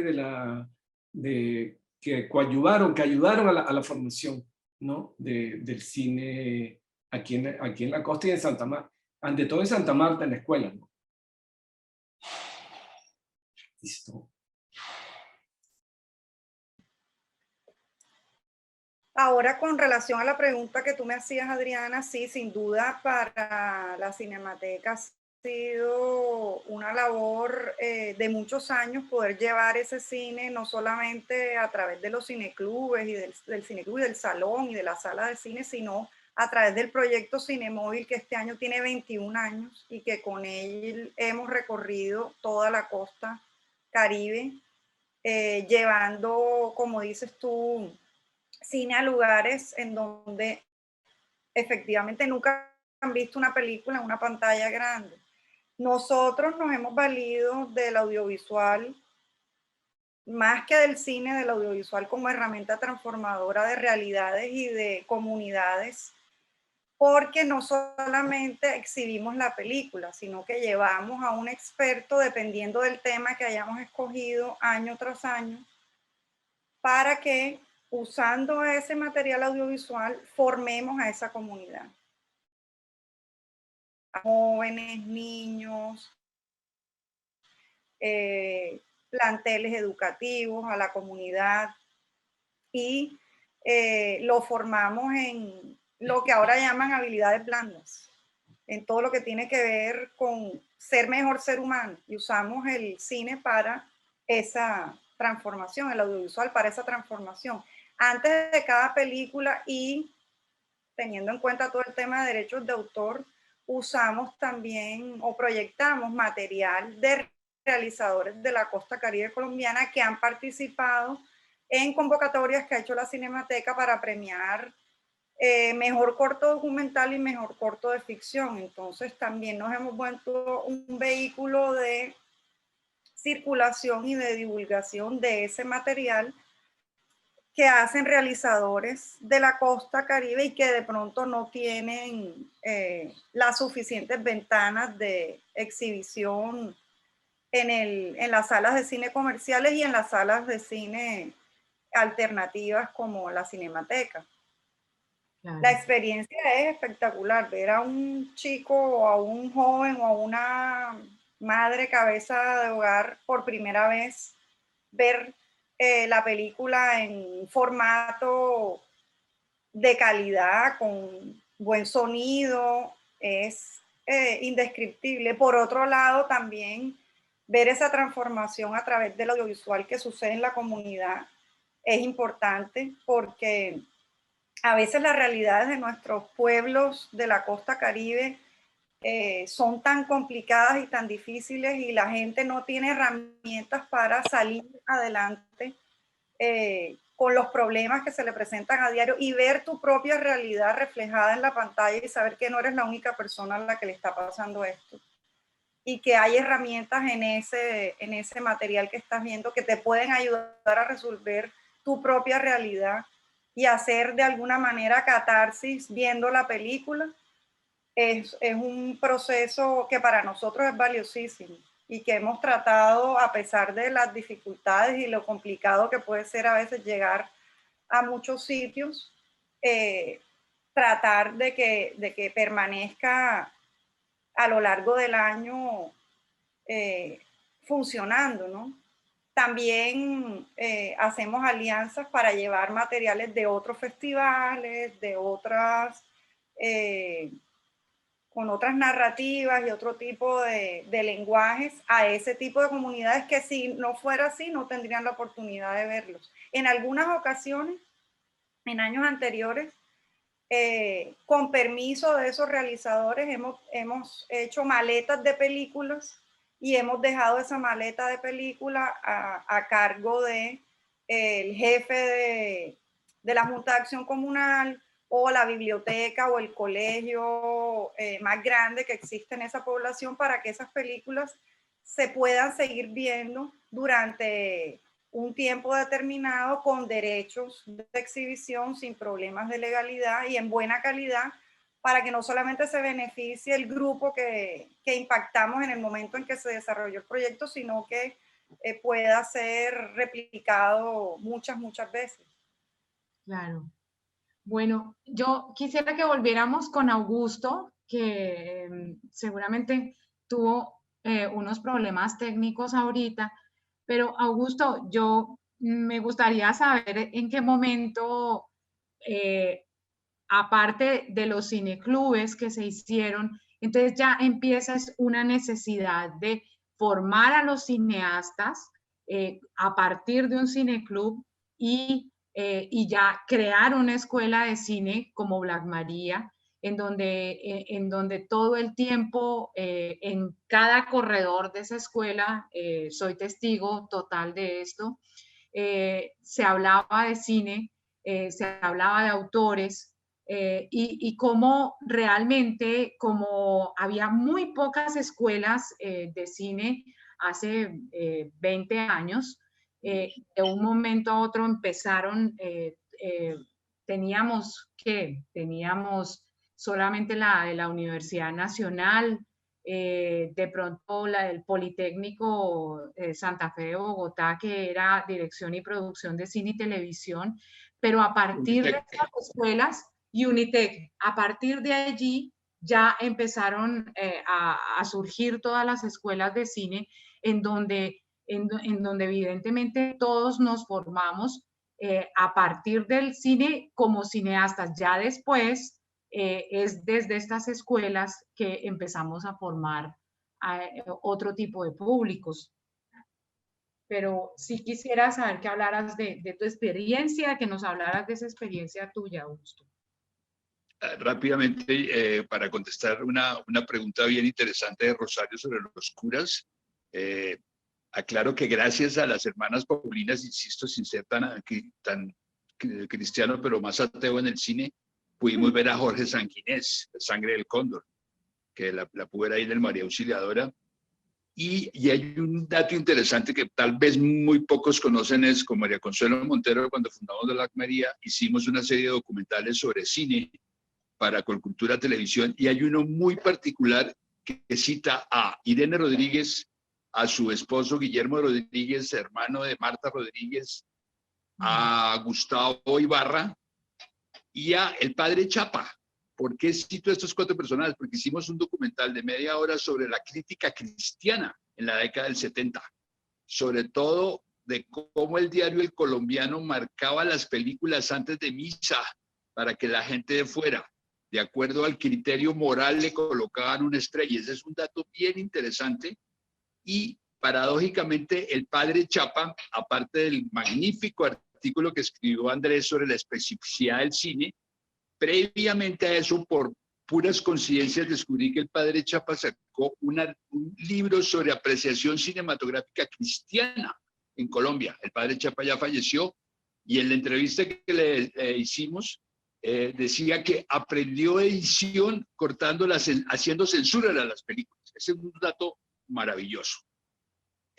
Aparte de eso, quiero complementar amigos comunes, para antes de hablar de que hacen también parte de Black Maria, que fueron Quique Ortiga. Le debo muchas cosas, a Gustavo Valencia en el Goethe Institut. A él le debo que se hizo un ciclo de vanguardia alemana sobre Egelin, Fischering, todos los grandes pintores alemanes que nadie conocíamos acá.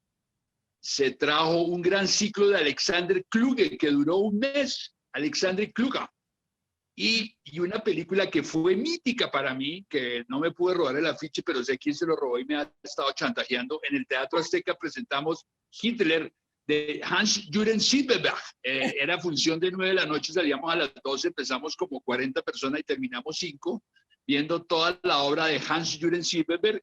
Y cito también en esa formación cinefílica, cuando estaba en la Cinemateca, a Isadora de Norden, quien era agregada cultural de Le Havre, y gracias a ella se trajo a el señor Raúl Ruiz con las películas que había hecho Le Havre, y Poncho hace la película en la SAP sobre Escalón 66, etcétera, etcétera. Entonces, toda esta sumatoria permite traspasarla a mis alumnos. Ya era como una especie, no de Drácula, sino al contrario, era como un bulto de sangre, de plasma, que le pasaba a mis alumnos, y me precio de que eso sirvió.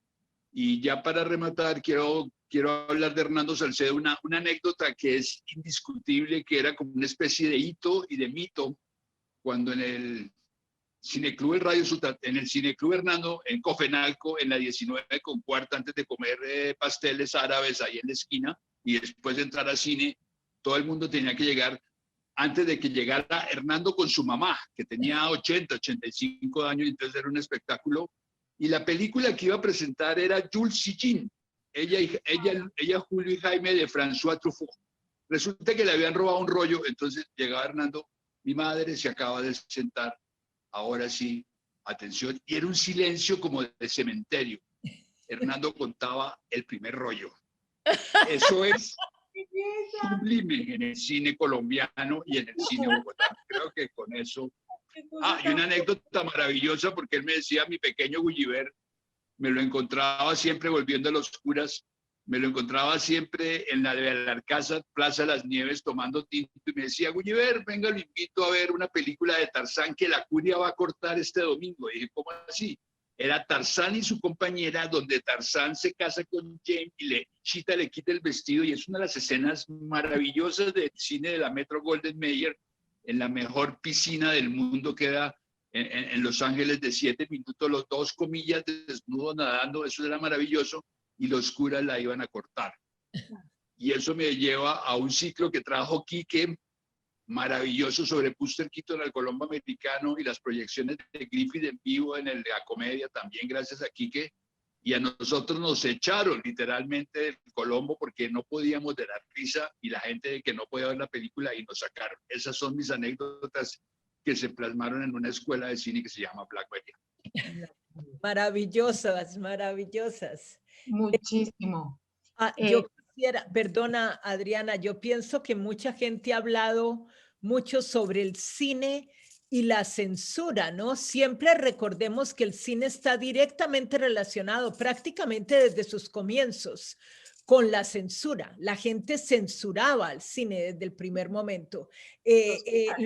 Los poderes verdaderos, los poderes que tenían el control, los gobiernos que tenían ese control se dieron cuenta desde el principio de la profunda capacidad revolucionaria que tenía una imagen en movimiento.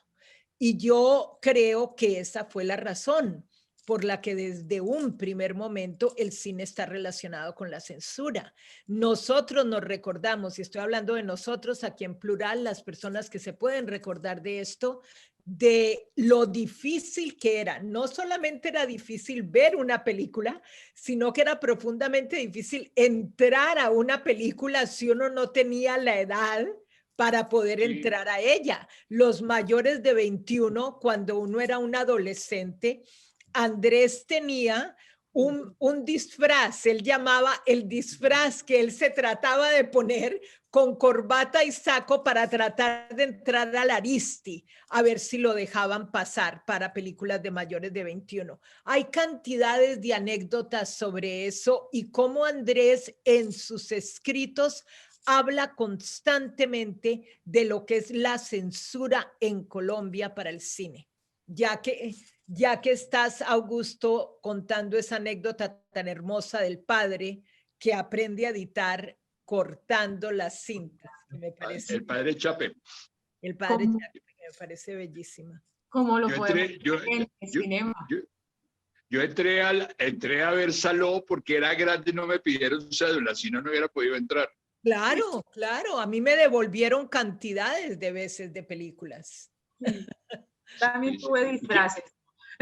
Mi última anécdota se la debo a François Truffaut, porque yo creo que un buen rol complemento de ser un buen cinéfilo, de ser un buen operador de cine, 16 o 35 obviamente. Tenía cineclub en la Lumière, en la Francesa, y estaba presentando Las dos inglesas y El continente, que eran como 16 rollos, una vaina perversa. Llegó un rollo al revés y yo daba vueltas por todos lados. Ese es porque un mal orgasmo, como digo yo. Y no se enderezaba el berraco rollo. Y dije, saltémonos ese rollo. Y solo un tipo me golpeó, me dijo, oiga, cabrón, se comió un rollo. El resto, todo el mundo salió aplaudido. Gracias, qué maravilla de película. Y solo una persona que tenía que ser un gran cinéfilo dijo, se comió un rollo. Y yo dije, sí, qué pena, pero estaba al revés. Pero esa es una anécdota de autocensura.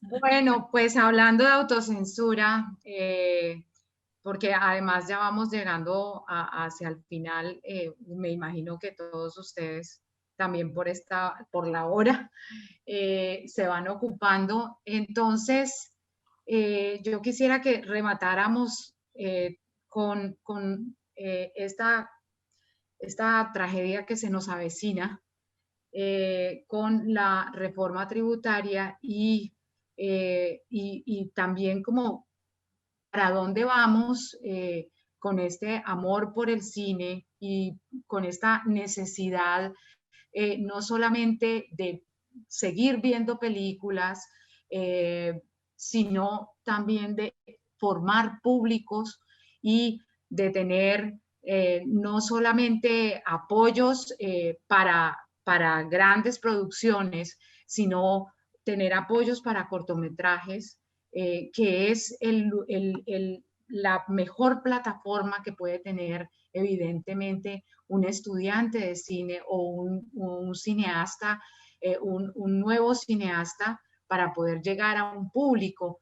Y precisamente los cortometrajes son los que van a empezar a padecer mucho más. Entonces yo quisiera una opinión de ustedes y además pues que de alguna forma entre todos apostemos por seguir con esta lucha para poder seguir viendo cine y para poder seguir haciendo cine desde nuestro país, lograr esto tan codiciado que está desde hace 50 años, que es poder hablar de un cine de autor, de un cine que hemos creado nosotros, influenciado evidentemente por todos los autores desde atrás nos han influenciado o desde el frente además, pero que logra que nosotros tengamos una voz, una mirada y un cine muy particular que puede padecer ahorita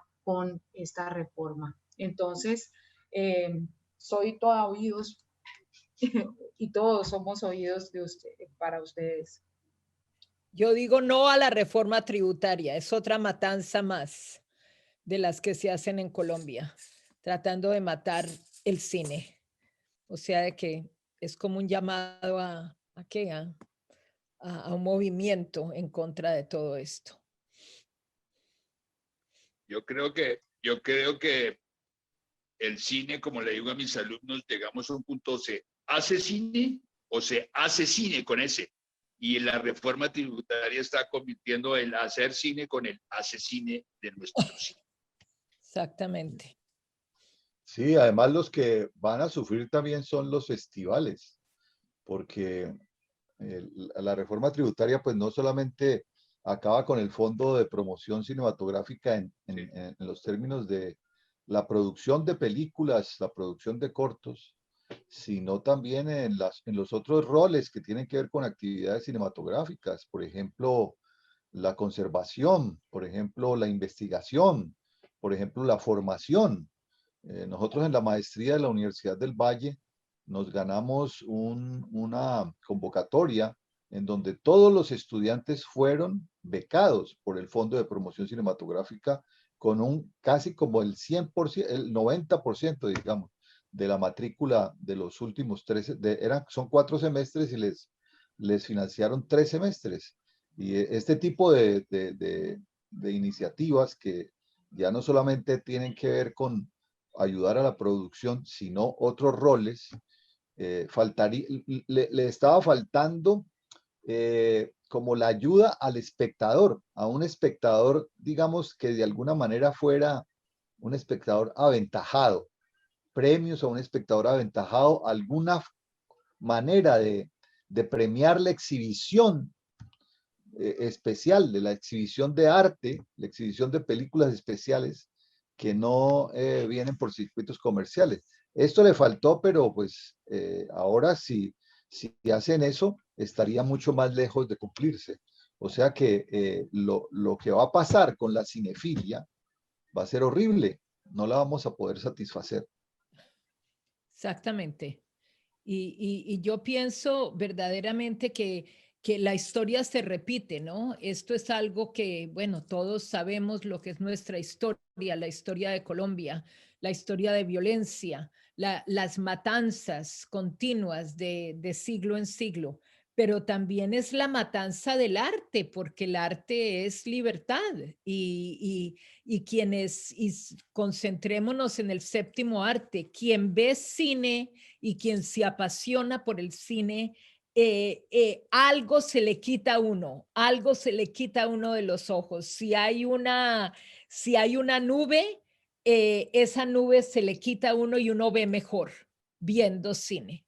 Y yo por eso digo, nos están encegueciendo, es como quitarnos los ojos. Y para no hablar de todas las otras cosas que esta reforma tributaria va a hacer contra el pueblo colombiano.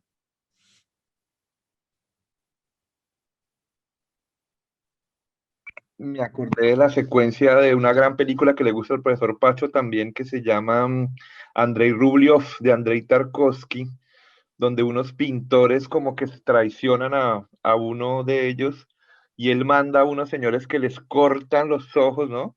Que es una secuencia increíble, como ustedes pintan, les voy a quitar esos ojos para que no pinten nunca más. Y muy bonito lo que dicen, porque sí en Colombia parece que matar al otro sigue siendo una opción. O sea, algunas personas creen que eliminar a alguien soluciona un problema, cuando pues es todo lo contrario, ¿no? Entonces, no hay que censurar, lo que hay que ampliar es la diversidad de miradas, hay que respetar la vida, hay que impulsar lo diferente, lo diverso. Eso es lo que nos enriquece. Entonces, estas medidas que van como a limitar algo además que está funcionando muy bien. O sea, de las pocas cosas que uno se puede sentir orgulloso como colombiano de los últimos 20 años o 15 años, ha sido esta ley de cine, ha sido todo este proceso de apoyo. Ha cambiado radicalmente la cantidad, la calidad de nuestro cine. Faltan muchas cosas, como dice el profesor Ramiro, falta un poco volcarse más a popularizar todo ese cine que hay, ¿no? A llegarle a la gente. Pero lo que hay y todo el avance que se ha logrado no se puede negar.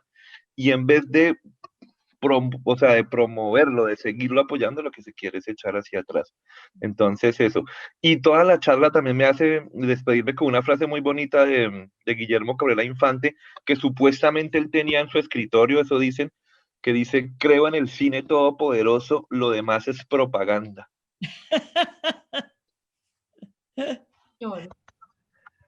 Bueno, yo creo que, bueno, en muchas cosas están dichas en todos estos conversatorios que hemos tenido. Yo pienso que si una cosa está funcionando, lo que hay es que fortalecerla, ¿no? Fortalecerla para que sea mejor, ¿no? Yo siempre soy como la academia me da un poco eso, como la autoevaluación, ¿no? Es el proceso de autoevaluación, que siempre uno dice, ¿esto de dónde? ¿Por qué? ¿Cuáles son las razones por las cuales se cambian? ¿No? Y cómo se va a mejorar esto que usted les presenta, cambiarlo. Quieren cambiarlo, o sea, le pongo como un tinte académico, ¿no? Si se va a cambiar algo, ¿por qué razones se cambia y hacia dónde? ¿Cuál es el proyecto de mejora que se plantea? Ahí es donde, digamos, de pronto cae una bomba y no sabemos exactamente dónde. Y Ramiro decía algo y quiero conectarlo con el tema de nuestra charla, es, digamos, la importancia de los festivales actualmente, y eso que hablaba creo que Augusto, no sé, cómo este cineclubismo se ha ido hacia los festivales. Entonces tú ves más en el Festival de Cartagena, que es un festival clavísimo que hay que defender, ¿no? Y que ha pasado por todas las crisis del mundo y por todo, o sea, como esa pasión por ver una película, uno lo ve ahora en los festivales. Uno ve en el Festival de Cartagena filas, esas filas que uno veía en los cineclubes, lo veo ahora en festivales, ¿no? Y rollos y la policía y otra vez, eso es una cosa que es muy, muy interesante. Y si eso al contrario, yo creo que eso es fortalecerlo.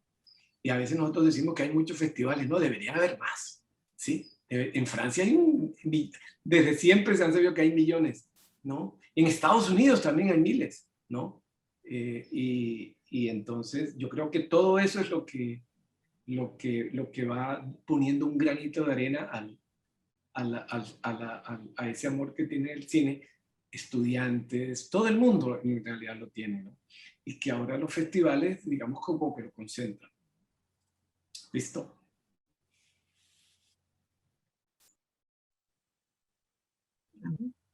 ¿Quién quiere seguir? ¿Augusto, Ramiro, María Fernanda?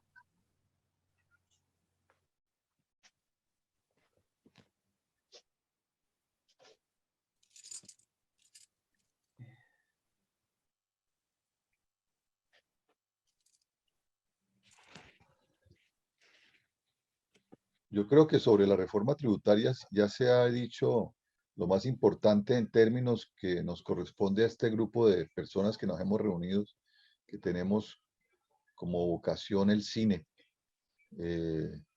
La investigación, me faltó decir, que también se va a desestimular, porque también la investigación, las publicaciones sobre cine, la labor archivística, que se le había puesto tanta importancia y que muchos de las becas o los estímulos de archivos que se salvaron tuvieron su parte importante como un estímulo para que el archivo perdurara, se conservara o se salvara. Y eso también entonces es una pérdida. ¿Y qué es lo qué es el proyecto que nos ponen ahora? Lo que ellos han dicho es que ahora va a depender es de la voluntad prácticamente del gobierno y de los políticos o de quien manda, y entonces allí está implícita otra censura, porque seguramente le darán dinero a los proyectos que ellos quieren, ¿no? Es decir, no le darán dinero a los que no quieren, que serán todos los que, de alguna manera, la mayoría de los que se han hecho hasta ahora. Exacto. Yo quisiera, yo dije al principio que me gustaría leer un poquito, leer un pequeño aparte de este libro, del libro de la Cinemateca, para irnos todos con una forma más positiva, con una forma más positiva de pensar, no solamente, todos hemos tenido una forma muy positiva de pensar, pero como dejar algo de esperanza. Y uno cuando tiene muchos sueños, tiene también esperanza.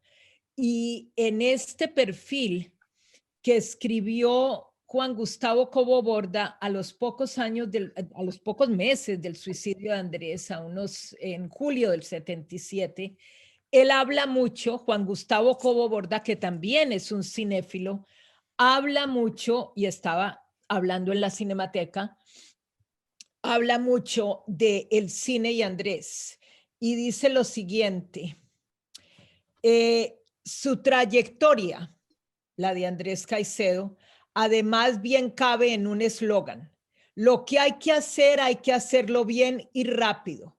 A los 14 años escribía piezas de teatro, adaptó luego a Poe, a Melville y a Mario Vargas Llosa, y participaba asiduamente en concursos de cuento, ganando varios. Pero el descubrimiento esencial lo efectuó en 1973. El cine no ha cumplido aún los 80 años y no es demasiado aventurado afirmar que ha puesto a funcionar el mundo según su ritmo. Por su misma juventud, ofrece una de las más fascinantes posibilidades que se le pueden ofrecer a hombre alguno: la posibilidad de saberlo todo al respecto. Esta ambición fue la que marcó su vida. Quiero dejar con estas palabras la posibilidad de que terminemos esto y de que otras personas hablen, pero más que todo hacer énfasis en lo importante que es tener esos sueños muy presentes y luchar por esos sueños.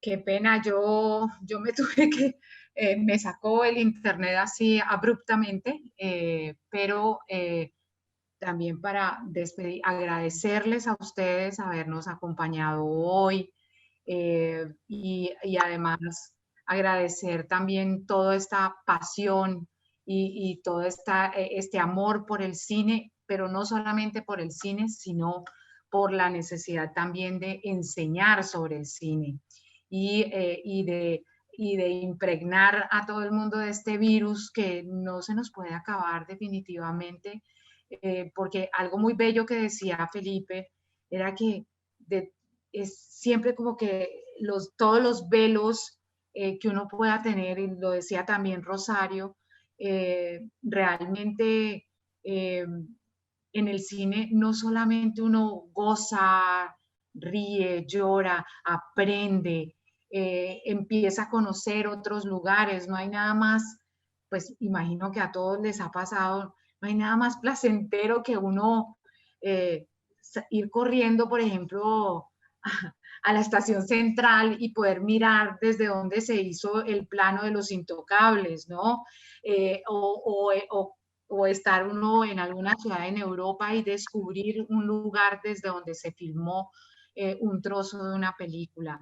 Entonces, la invitación es para que sigamos encontrándonos alrededor del cine y sigamos amando el cine con todas las ganas del mundo. Eso. Muchísimas gracias, Adriana. Chao. Y muchísimas gracias a Muchas todos. gracias. Muchas gracias a todos. Profe Ramiro, Rosario, gracias, profe Pacho. Hasta Muchas luego, gracias a todos. Pacho, Chao, Augusto, Ramiro, Felipe. Rosario, Adriana. Adriana, gracias. Gracias. Gracias. A ustedes, por favor. Gracias. Gracias. Nos vemos en Gracias a cine. todos los, Nos vemos en el gracias cine. a todos los asistentes a este matiné. Sí. Bien. Y en el cine nos vemos. Y recuerden el que, cine las, nos que vemos. ojalá la Nos vemos. cinesífilis no tenga cura. Nunca, No nunca. tiene cura. Gracias. Hasta No luego. llevar Gracias. linterna, no llevar linterna. No lleven linterna. Bueno. Buenas Hasta tardes a luego. todos, gracias. Gracias. Gracias. Gracias. a Hasta todos. luego.